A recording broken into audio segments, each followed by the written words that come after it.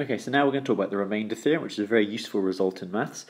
It is a result that you can and should understand. Before we do that, we're actually going to do an example and see what it actually tells us and how we use it. If you can understand the remainder theorem, you'll understand the factor theorem, which comes in a second. This result completely relies on understanding how algebraic long division works. So what it says is if you want to do a division, if you're going to divide some big polynomial here by a linear expression, which is what we've been doing up to now, this tells you what the remainder is without you needing to do the division. Now it doesn't tell you the answer, so to speak, it doesn't tell you how many times this goes into this, but it is a shortcut to getting the remainder, which is often all we need.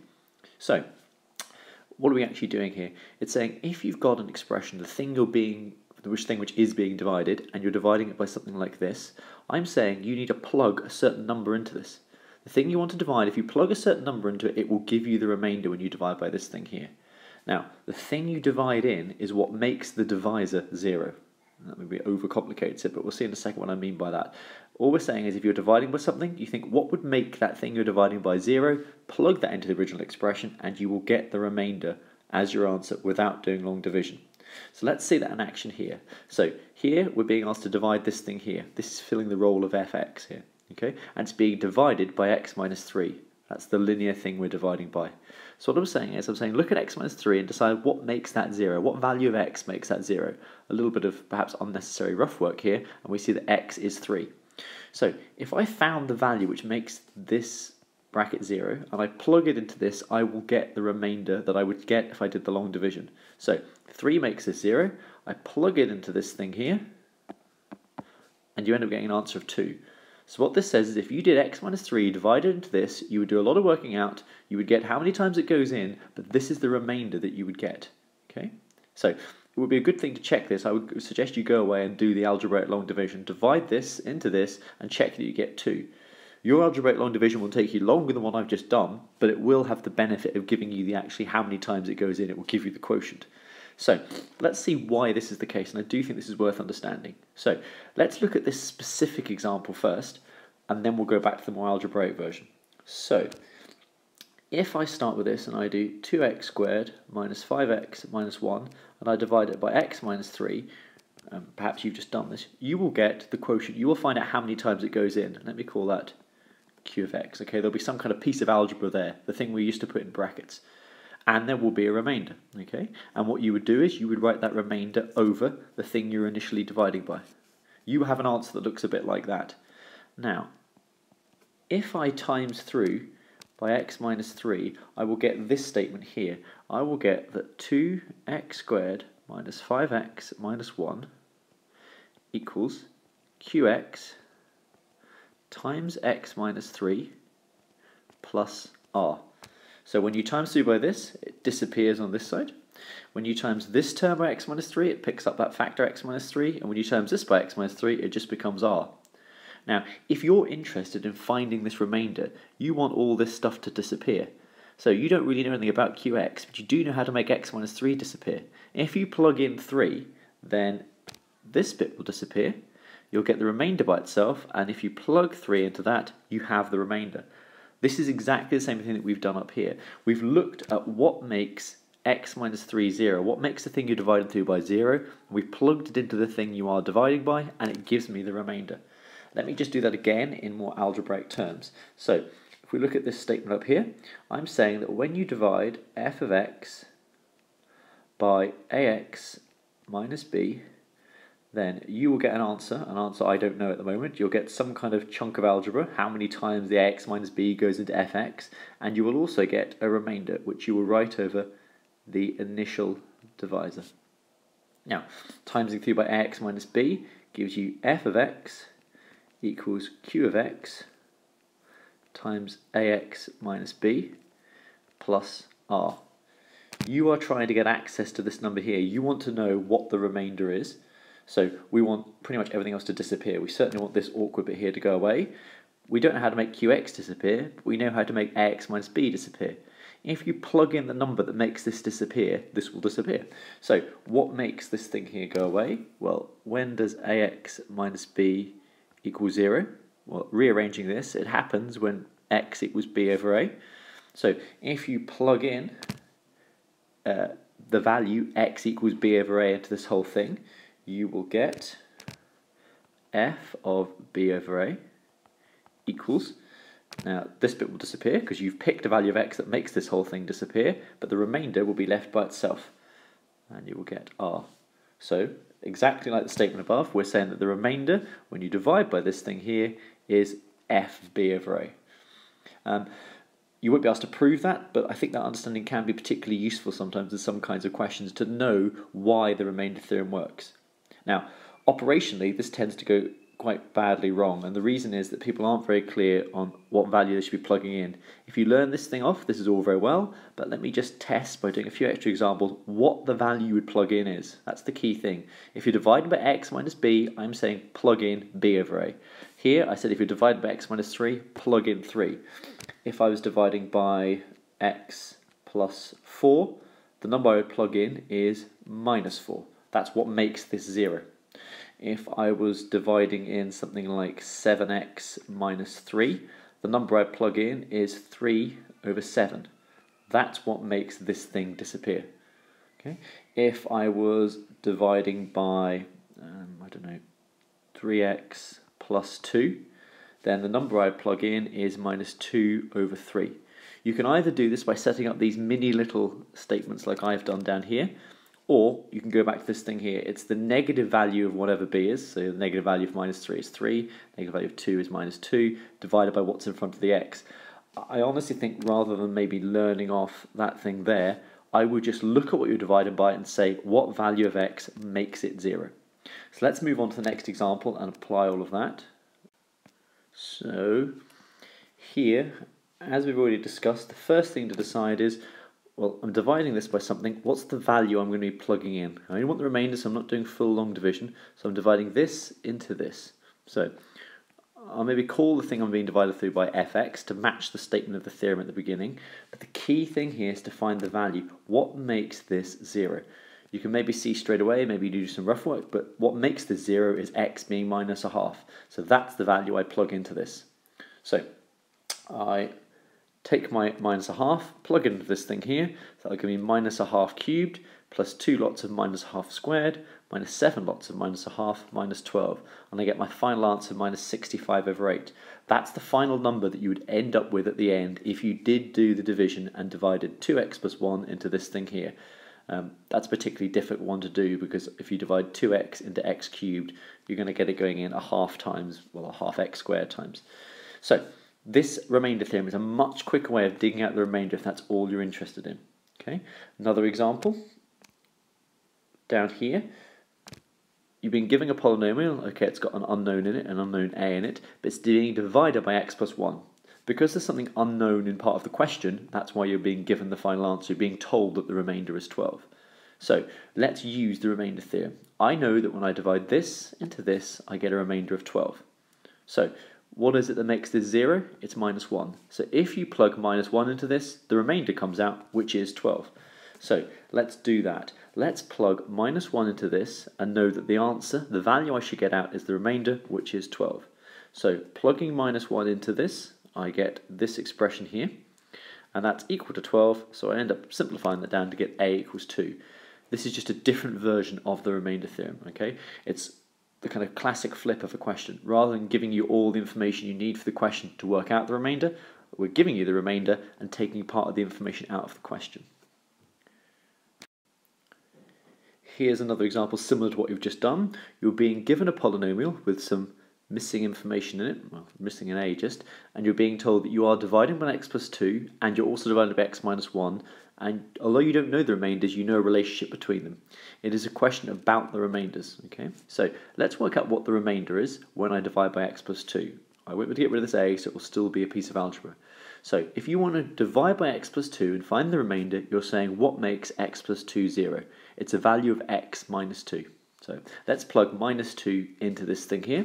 So when you plug minus 2 into this, you work through and you get this expression here. Okay? So this is the remainder when you divide by x plus 2. And that's a fact which is part of this question, so we'll just leave that there for a second. I'm also interested in the remainder when I divide by x minus 1. What makes x minus 1 0? Well, it's when x is 1. So let's plug in 1 and we get this remainder here. So we're interested in the relationship between this remainder and this remainder. This is the remainder when you divide by x plus 2, sorry, and this is the remainder when you divide by x minus 1. Let's read the question very carefully to see how they're related. So it says, the remainder when you divide by x plus 2, this thing here, is 8 times this remainder here. This is 8 times this one here. So I set this up like this, being very careful which side the 8 goes on, and I just work through from there, and I do get my final answer of a equals 2. You could go back and check this by all means. Go back and actually divide x plus 2 into 2x to the 4 plus 3x squared minus x plus 2. See what remainder you get. You could then divide x minus 1 into 2x to the 4 plus 3x squared minus x plus 2, and the remainders you get should be related by a factor of 8. So let's move further down.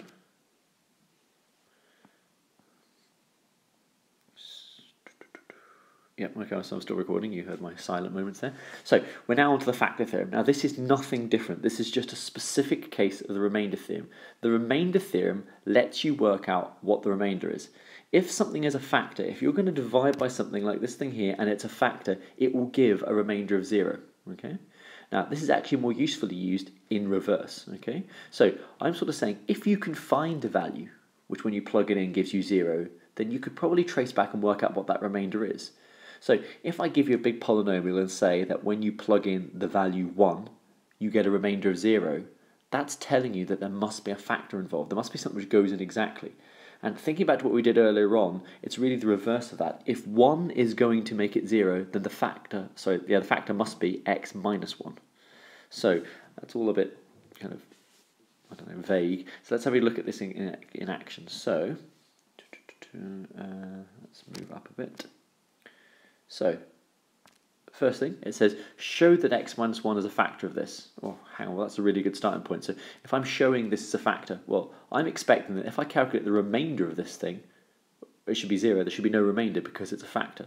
So, rather than actually doing the long division, what I'm going to say is, initially at least, I'm going to say, well, let's just check that when I plug in 1, the number which makes it 0, do I get out 0?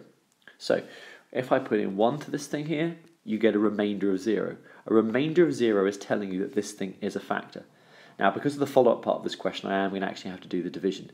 It says, hence, factorise this thing here. So I've already found one factor. I found that x minus 1 is a factor. So, if it's a factor, let's divide it in. Now, the reason I'm dividing this in is not because I'm interested in this remainder. I know that remainder will be 0 because this is a factor. It's this thing I want to work out. I want to see how many times x minus 1 goes in. I know it goes in exactly, but I don't know how many times. So, by this point, you're probably quite comfortable with long division, so I'll leave out that part there. But once I get down to here, I've learnt something. I've learnt that when you do x cubed plus 2x squared minus x minus 2 divided by x minus 1, I know that the answer is x squared plus 3x plus 2 plus nothing. There's no remainder on the end. Now, I'm interested in this thing here, so I'm just writing it slightly differently. I'm going to multiply through by x minus 1. I know that my polynomial I'm interested in, this thing here, is equal to x minus 1 times this. Just timesing both sides of this by x minus 1. Now that's already the beginning of a factorization, but I should then always look at this quadratic and see if I can factorize it. Now, it might be the case that at this point you've stopped. Maybe the quadratic doesn't factorize, okay? And that would be fully factorized at that point, okay? But in this case, we can clearly see that this does factorize, and this is my final factorization. This is quite a classic format of question.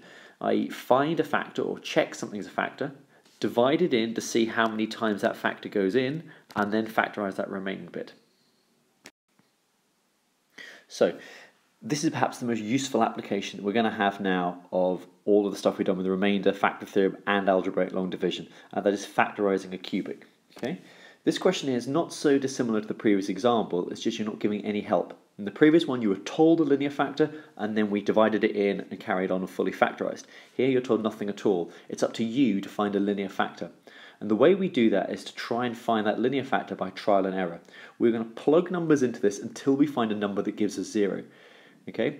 If you get a remainder of 0, you know you've found a factor. Okay? And we know we can find remainders by plugging numbers in. So, first things first is I'm going to go through these numbers logically. So I'm going to try 1, then minus 1, then 2, then minus 2, 3, then minus 3, 4, then minus 4. I'm going to move away from 0 in the positive and the negative direction at the same time. I wouldn't suggest you try 1, 2, 3, 4, 5, 6, 7, 8, 9, 10, and then start the negative numbers. I think it's better to work your way out logically. So in this case, I've tried plugging f of 1 in. Okay. Now, there we go. The linear factor which 1 makes 0 is this thing here. Okay, so I'm saying this expression here, this working out here, is finding out what the remainder is when you divide by x minus 1. Okay, if I had asked you separately, what do you get when you divide by x minus 1, you would have plugged in 1 and you'll get a number. Okay, I didn't actually work out what that number was. That number is minus 48. Okay, so if you divide this expression here by x minus 1, this working out tells me that you get a remainder of minus 48. Well, good to know, but that's not helping me to find a factor. If I plug in here minus 1, then really I'm trying to work out what the remainder is when I divide by x plus 1. Okay.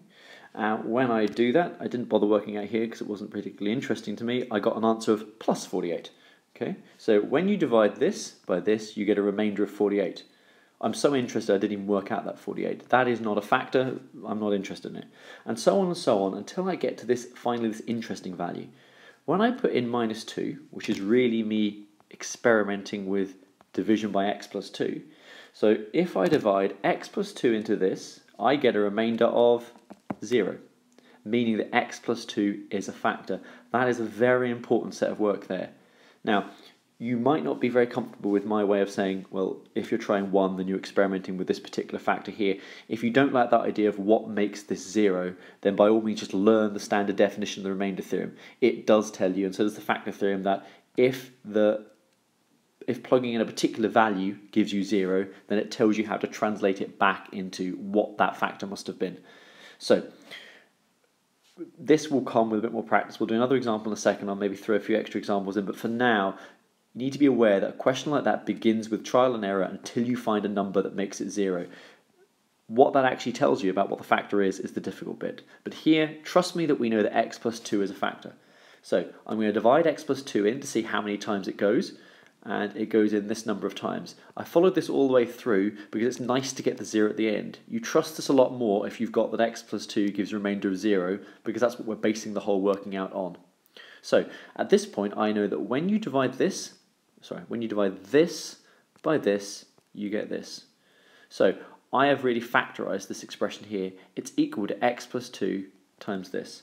I mean, I'll put in that in between step. We all would be happy knowing that 2x cubed minus 12x squared minus 2x plus 60 over x plus 2 equals 2x squared minus 16x plus 30. All I've done in writing this thing here is I've times through by x plus 2. So I've got this by itself by bringing this x plus 2 across. So the original statement, the thing we're interested in, is equal to x plus 2, one of the factors, times by this. That's how many times x plus 2 goes in. So my next step is to fully factorize. I want to factorize this. Before I go any further, I notice that 2 comes outside, which makes factorization a lot easier. So 2 comes outside. I'm looking at this thing here, and I factorize it to give me this thing here. Okay. If you didn't bring the 2 outside, you need to be careful at the end when you find your 2 factors here that you take the factor of 2 out that will definitely appear in one of them, because this says fully factorized. So it's 2 times x plus 2 times x minus 3 times x minus 5. Now, the next example is not so dissimilar, but this idea of factorizing cubics involves trial and error to begin with, finding a number that gives you 0, and understanding the factor theorem well enough to know what factor that is that gives you 0. So I might even now, before we go any further, just try a few more examples. So if, for instance, I found that f of 3 gave me 0, I was doing some trial and error, that tells me immediately that x minus 3 is a factor. If I found that f of minus 17 was 0, that tells me that x plus 17 is a factor. If I found, a bit more difficult, if I found f of a half was 0, then that would tell me that 2x minus 1 is a factor. Now, either because you've learnt off the factor theorem, or just look at what I've written down now, that is a piece of maths which a half makes 0. Okay, so that's the piece of maths which when you plug a half in gives you 0. That's the piece of maths which when you plug in minus 17 gives you 0. That's the piece of maths which when you plug in 3 gives you 0. This here, if you've really learnt off the factor theorem, comes from you knowing that if f of b over a is 0, then that means the factor is ax minus b. Yep, that's right. So let's move on. Let's now move down and look at this example here, which is just one extra step to it. Okay, Now, this thing is saying find the solutions to a cubic. If you asked to find the solutions to a quadratic, you would be thinking factorization probably first of all, and then maybe the quadratic formula. If you're trying to solve a cubic, the cubic formula is horrific. I mean, look it up at some time. It's not an easy thing to use. So I've rearranged this to get a 0, which is always the first step in any equation solving. But once I get to this point here, I'm hoping to be able to factorize this, and that will be the method you will use in C1. So I want to factorize this. So now it becomes exactly the same as the previous question. At the end, I'll just remember that I'm not just factorizing, I'm factorizing so I can solve. So to factorize this, I'm going to do some trial and error again. So I'm going to start trying numbers. I've tried 1, and 1 has given me an answer here of -3, so there's no factors involved in that. I'm not getting that magic value of 0. When I try -1, again, I get some kind of number here. I get -3. That's not 0. That's not giving me a factor. When I try 2, however, though, I do get 0. I know that I found a factor here. Just be very careful that if 2 is giving you an answer of 0, then the factor is x minus 2. Either because you're applying the statement of the factor theorem very carefully with all the a's and the b's, or because you've thought about this and said, well, what piece of maths becomes 0 when you plug in 2? And it's this. That seems a bit more hand-wavy, that, but for me, that what gives you 0 way of doing things is really appealing back to what the factor and remainder theorem are really saying. But by either method, I've got a linear factor. That's the first step in this. Okay, so once I've got my linear factor, I'm going to divide it in to see how many times it goes. So I'm dividing x minus 2 into this. I work through and I get no remainder as I'd expect, but I get this as how many times it goes in. So just making that point really clear, you know that x cubed minus x squared minus x minus 2 divided by x minus 2 gives you x squared plus x plus 1. If you divide, so multiply through by this, then we jump straight away to what I've written down here. Okay. So at this point here, we're hoping to factorize as far as possible. So you look at this thing here and you say, right, let's try and factorize that. Pretty quickly you realize it doesn't factorize. So, okay, it's not going to be that nice to solve. Here's the bit to be really, really careful with. Okay, so this doesn't factorize, so you're not going to get a nice statement of 3 answers. You're not going to say this bracket is 0, this bracket is 0, or this bracket is 0. This is stuck staying like this. It doesn't factorize. Don't assume that because something doesn't factorize, it doesn't have solutions. You've seen many quadratics in your time which don't factorize, but the quadratic formula does give an answer. Okay, so in solving this, I am still going to say, when is this 0? Well, this is 0 when x, that's not very clear, don't it, when x equals 2. Or, alternatively, I could be looking at when is this 0? When is x squared plus x plus 1 equal to 0? Now, I couldn't factorize that, but it might still have a solution. If you go and use the quadratic formula, or even have a suspicion, first of all, that it's not going to solve, when you work out b squared minus 4ac, you're going to get 1 minus 4ac, you're going to get minus 3, which is less than 0. The quadratic formula doesn't give an answer. Okay, if something doesn't factorize, that doesn't tell you there aren't any answers, but if the quadratic formula fails, there are definitely no answers. So, you fully factorized it, this bracket gave you an answer, this bracket gave you no answers. Don't assume that cubics always have 3 answers, in this case you've only got 1. Really, I should probably call it a day there, but I'm going to keep going because there's nice stuff to be said. So, if I was to draw a graph of this, if I found solutions of this thing here, I've really been finding the roots of this thing here. And I've found out here that there's only one root, which happens x equals 2. People get a bit confused about how you could draw a cubic which has only got one answer, but it's very, very possible. So here, that's my only answer. To get a sense of kind of scale, I know that minus 2 is my y-intercept. Now, this is the only time that I'm allowed to touch the axis, okay? Now, if that's the only time I'm allowed to touch the axis, I'm already below the axis here. This is the point where I cross. So I'm going to go across the axis like that, and it must do something like that. Of all the cubics you can draw, a cubic must always cross the axis at least once. But you have the choice of where you position it. You can position it other places where you do get 3, but there is a way of positioning a cubic, particularly a kind of a going up cubic, because it's got a positive x cubed. There is a way of positioning those so that it only crosses once.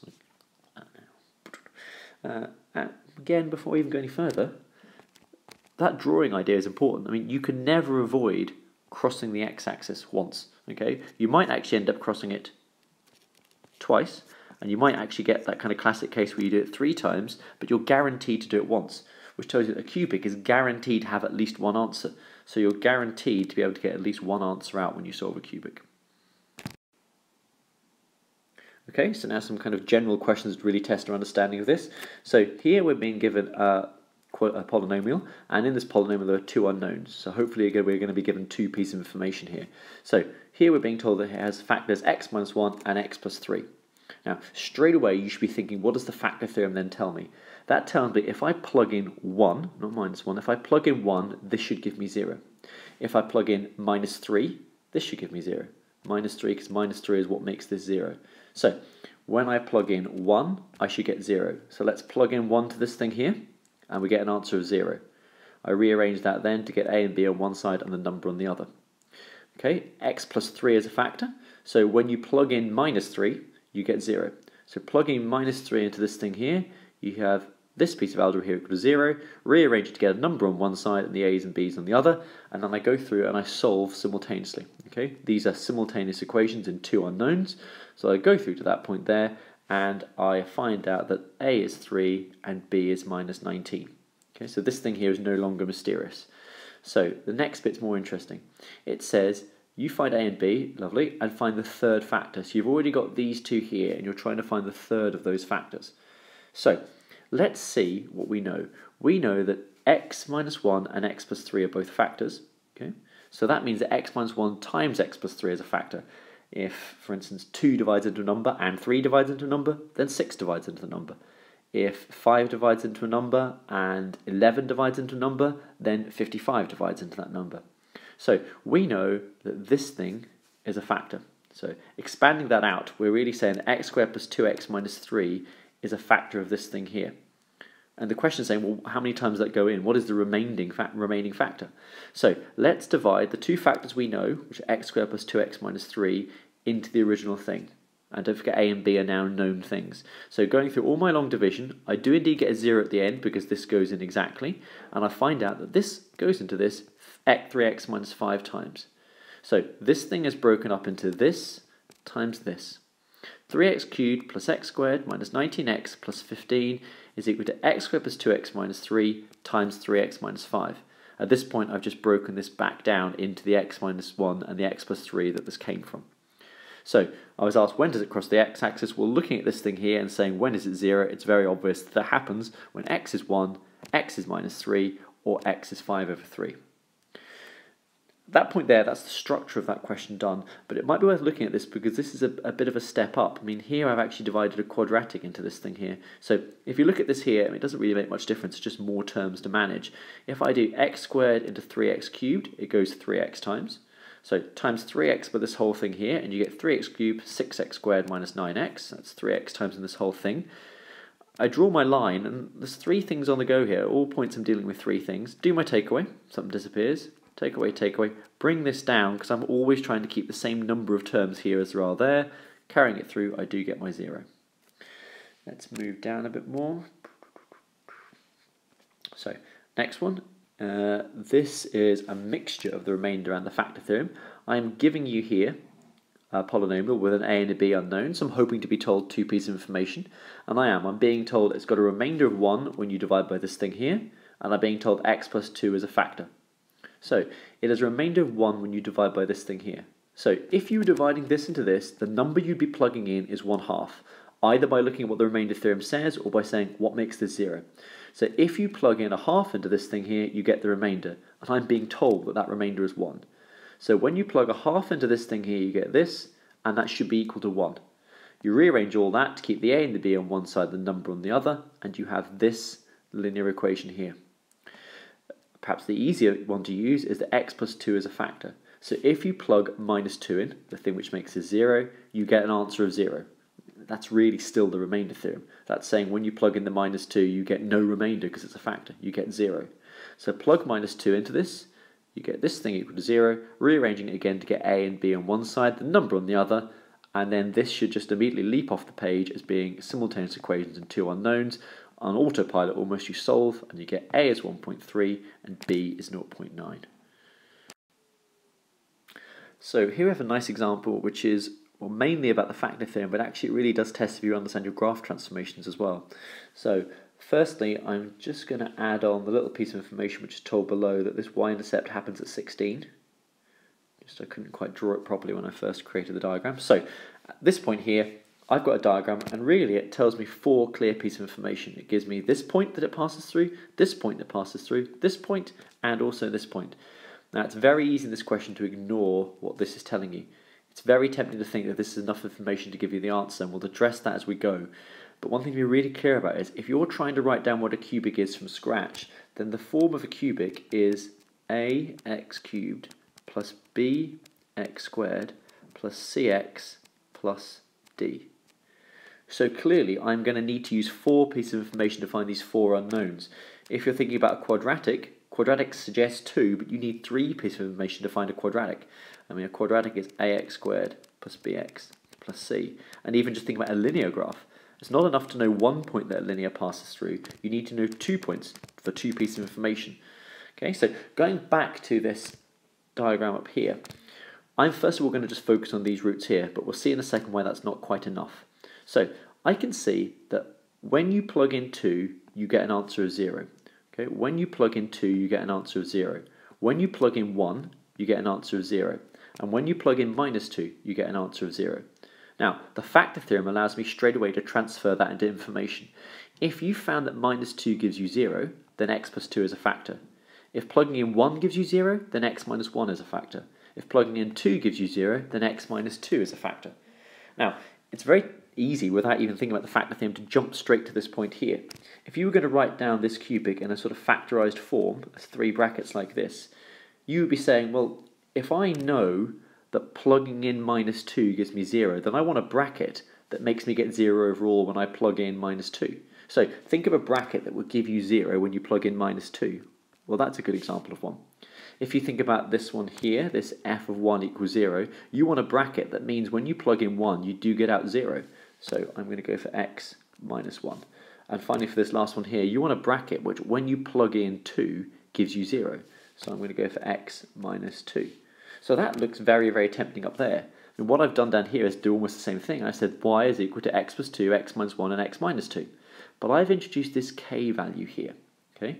I have to be very, very careful about making sure I do introduce that.